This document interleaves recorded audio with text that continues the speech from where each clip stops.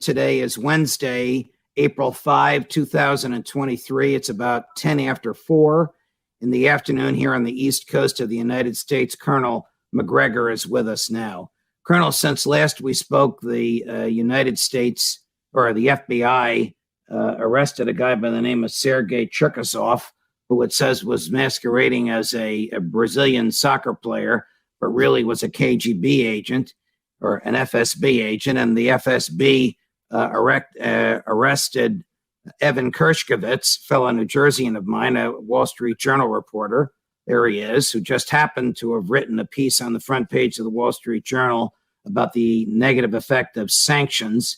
I guess he really meant the destruction of the Nord Stream pipeline on the Russian economy. Is this the new diplomacy? Arrest for arrest, kidnap for kidnap between the United States and Russia? Well, it certainly is reminiscent of the Cold War. During the Cold War, we frequently would pick up someone that we were convinced was a Soviet agent. Most of the time they were, but not always. And essentially use them as trading material so that someone that the Soviets had picked up could be freed in some sort of exchange. I don't know if that's the case this time around, but perhaps it is. But the thing to keep in mind is that this Wall Street Journal is very anti-Russian and extremely neoconservative in its outlook. It certainly doesn't bear any resemblance to the Wall Street Journal I grew up with. And as a result, they're not very sympathetic to the Wall Street Journal and its owners. And of course, the owner is Rupert Murdoch. And I don't know that anyone has said anything about it other than I think Tucker mentioned it on his program that this man had been apprehended. Now, he was a long, long way from Moscow. And I have no idea what he was doing. He was within striking distance of some Russian military installation. And theoretically, he was trying to write a story on what the impact was on Russia of the war and whether or not its industries were actually producing and so forth. Whatever was the case, he was picked up. And I don't think the Russians are going to be very sympathetic. Do the Russians respect journalistic rights? Does he have some sort of immunity because he's a bona fide journalist for a bona fide American media outlet, albeit one that is anti-Russian? Well, you can be a bona fide Russian journalist with all the right credentials. And if you are seen photographing or visiting Virginia, say in the vicinity of Norfolk, and we are in a state of war, I think we would pick the man up. See, the thing that has to be brought in mind is the Russians are at war. And under those circumstances, it's very foolish to go near any military installation. And that's why I say if we were at war and we saw people nosing around submarine pens up in Puget Sound or a large Air Force base in Florida, we would pick them up right away.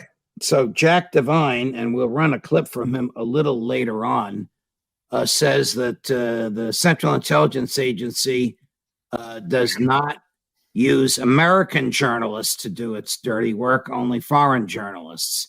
Is it inconceivable that Mr. Hershkowitz was working for American intelligence?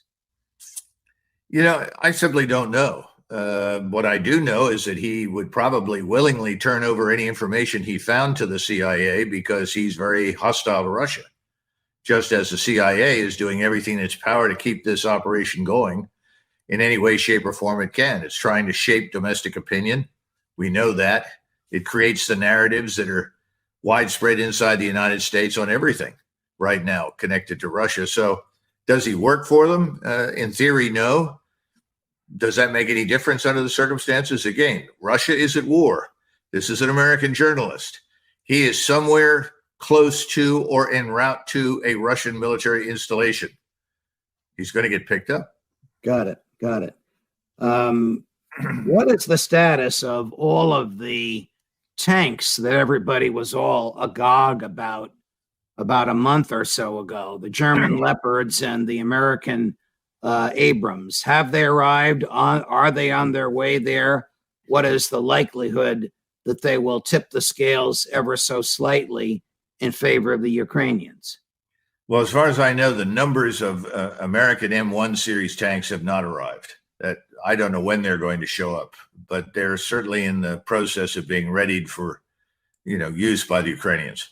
The Leopards have shown up, as have some of the other pieces of equipment, and of course the Bradleys. They're not really tanks. That's an armored fighting vehicle, but it does have a 25 millimeter chain gun on it that's very lethal. I don't know if they also are going to equip them with TOW missiles. That's also a lethal missile under the right circumstances. I think what people are discovering is that the Russians have a number of missiles. One of them is called the Coronet. And this Coronet missile can be fired from 5,000 meters away or potentially even further. It's self-guiding. Once you sight the target, you can essentially fire and forget it. And if that warhead reaches a tank, any tank, it will destroy the tank. It doesn't make any difference what it is. So that that is something that I guess people are now beginning to notice, because the Coronet missiles were used against Leopard tanks in Syria. And people should be very concerned about that. Again, this is something I think other analysts have said. It's not an individual weapon system. It's not the arrival of 200 tanks or 500 tanks that are going to make any difference. It's the integration of various types of equipment, tanks, armored fighting vehicles, various missile carriers, air defense, air and missile defense. For instance, there's a 30 millimeter automatic cannon linked to radar that's excellent, that's produced by Rheinmetall. I would say you'd probably need a couple of hundred of them on the battlefield just to protect yourself from all the various unmanned aerial systems. So the bottom line is, no, this isn't going to change anything. Do the tanks have some sort of weaponry or equipment in their skin, for lack of a better word, a lay phrase, to neutralize the weaponry that attacks them? Well, they have what you would call active versus passive defense. An active defense system can be all sorts of things. It can be small explosives embedded in ceramic and metal tile that is applied on the outside of the tank's armor. There are different kinds of this thing. You actually can put radar on the tank itself that detects an incoming missile. All of this stuff exists. The problem is twofold. First of all, most of that active equipment only works once. In other words, once you've struck the tank once, you don't have that protection anymore. In other words, you get a direct hit. Right. If you strike it twice, you may get something more, but then you're essentially naked. It only gets you through a couple of initial fights. Okay. Secondly, we don't have anything right now to deal with what I would call top attack. In other words, a missile that comes in and strikes on top of the turret. This has been a threat for a long time. In other words, it comes in and it dives down on the top of the turret where the armor is thin. The Israelis are looking at a number of very innovative ways to change that can be integrated into future armored fighting vehicles. Do the Russians have missiles that will do that? Oh, yes, absolutely. Absolutely. By the way, so do the Germans. And they have not released any of those. We've been working on those, and I think we have some, if they're not already fielded in the U.S. military, and they may or may not be, I don't know. They certainly are in development. These are the new threats that are changing the nature of warfare. This is what effectively robs you of your mobility on the battlefield. And it robs you of your ability to use all of this armor that historically we've relied on to come to terms with the enemy, to go right in and kill the enemy at close range. It's not going to be solved quickly. It's sort of like World War I, when suddenly people discovered machine guns, artillery, and mines, and barbed wire and trenches, and the maneuver stopped. We're in a similar conundrum. It won't last forever, and we're going to have to find a way through it. But the bottom line is we're not really prepared for it. The head of the Wagner Group has proclaimed that Bakhmut has fallen. President Zelensky has not refuted that. It seems to me, as a layperson in the military world, 10,000 miles away, that it's safe to say that Bakhmut has fallen. Do you have any intel on this?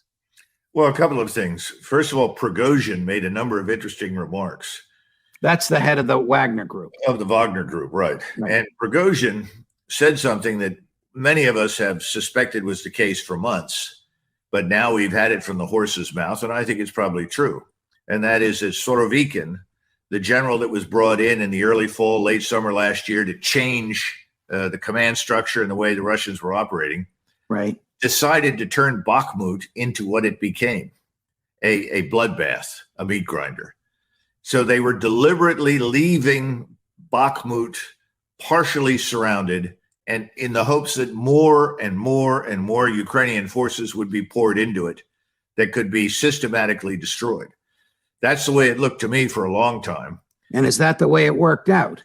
Yes, absolutely. It's been brilliant for the Russians. This is the best thing that could have possibly happened to them. And one of the things that people don't understand is, well, why didn't they just cut this off and be done with it? Why aren't they doing that? Well, there's a reason. Because if your enemy comes to you, and I just described the battlefield that we're on now, which is not very favorable or friendly to large maneuver forces. So you have to infiltrate into this World War I setting.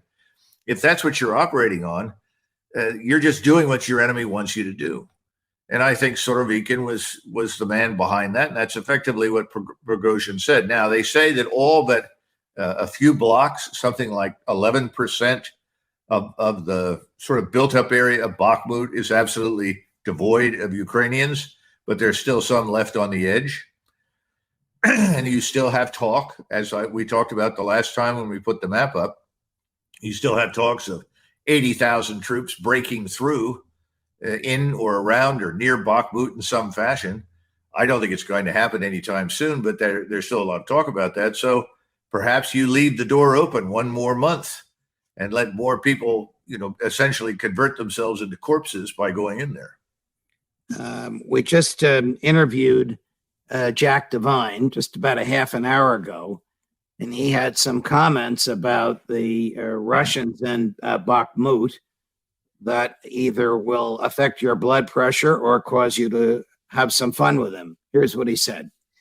In the last 2 months, you were telling me these great wizards of the war were saying the Russians have the 300,000 man army and they're going to roll right over Ukraine. Here we are, 150,000 troops went in, and they may or may not have taken a town. I mean, he is having a hard time. This is not victory. Anybody that thinks he's won something, God bless you. But I mean, I don't know how I could hold my head and invade a country and move a few kilometers, So I think he's in trouble. I think he's in serious trouble. That's why there's a fight between the regular military and the Wagner group. He, of course, to whom he refers is President Putin. Well, Judge, what do you want me to say? I think Jack is entertaining to listen to, but I think he's got a severe problem with cranial rectal defilade. Thanks, Jack, for your interest in national defense. The other thing I would say is, and this is something else that people aren't paying attention to, but they should right now, the bridges over the Dnieper up at Zaporizhia and further north. These are major bridges that you can drive, 18-wheelers, tanks, anything you want across these bridges over that river. They're all intact. And the Russian citizenry has asked several times, why don't you destroy these and stop those Ukrainians from crossing that river? Well, the Ukrainians aren't crossing the river in very great strength anymore because they've killed most of them. They're trying to put together this big counterattack. We'll see what comes of it. I have serious doubts that it's going to amount to much. I think it's just going to get a lot of people killed. So why haven't they destroyed those bridges, Judge?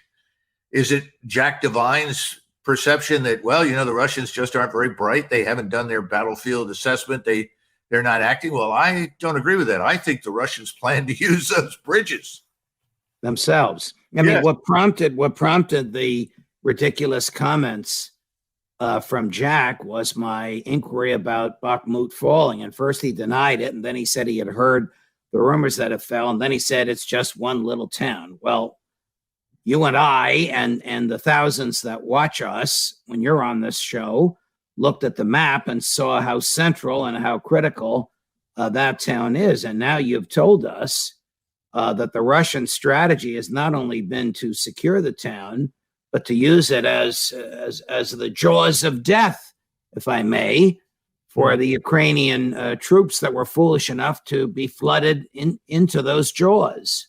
Well, Ukrainian commanders, we know, have begged Zelensky to let them get out.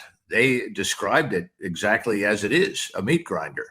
They were just losing people. We've been through these discussions. The average lifespan for someone new to the front is what, 4 hours? This is insane. So I think the Ukrainians knew that. The larger issue, and I Jack is basically giving you the standard narrative, and that's fine. Right. And everybody's doing that in the Wall Street Journal, New York Times, Washington Post. Every once in a while, a little bit of truth creeps in. But the bottom line is that no one is moving a lot anywhere until the mud goes away. And, you try to explain to Americans that this stuff is like slogging your way through 10 feet of slime that sticks everything, that stops everything. Americans can't even begin to imagine it. The only place I've seen in the United States where you come close to it is in southern Texas, where you have something they call caliche. It's a real thick earth that becomes mud and does something similar. But even it pales before what we're dealing with in. Is this unique to Ukraine? And is this possibly what makes the Ukraine earth, dirt, so fertile for growing wheat? No, I think so. I think when you're talking about what, 10 to 15 meters deep in most places, this black earth, it's very rich, that will grow anything. Right. Throw anything in it, it grows. When the Ukrainian military superiors are foolish enough to send their troops into a meat grinder or the jaws of death, does American intel know about this, even military intel, and are they warned about it? Or do the Ukrainians do it anyway because of this vain effort to die fighting? Well, now you're moving into an area where we just don't know. I mean, I'm sure some of your former intelligence officers that you've spoken to can give you a better picture. My experience is that, first of all, if you've already decided what the outcome is going to be, which is the case in Washington, that Russia is going to be defeated, humiliated, and driven east out of Ukraine,